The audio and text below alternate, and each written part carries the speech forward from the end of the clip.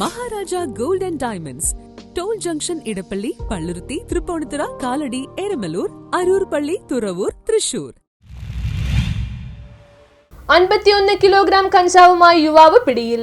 വാഴക്കുളത്ത് 51 kilogram കഞ്ചാവ് പിടികൂടി. കഞ്ചാവ് സൂക്ഷിച്ചിരുന്ന വെസ്റ്റ് ബംഗാൾ മുർഷിദാബാദ് സ്വദേശി റൂബൻ മുല്ലയെയാണ് തടിയിട്ടപ്പറമ്പ് പോലീസ് അറസ്റ്റ് ചെയ്തത്. പോലീസിന് ലഭിച്ച രഹസ്യവിവരത്തിന്റെ അടിസ്ഥാനത്തിൽ വാഴക്കുളം TMJ നഗറിലുള്ള വീട്ടിലാണ് കഞ്ചാവ് കണ്ടെത്തിയത്. ചാക്കുകളിലും തറയിൽ കൂട്ടിയിട്ട നിലയിലുമാണ് കഞ്ചാവ് സൂക്ഷിച്ചിരുന്നത്.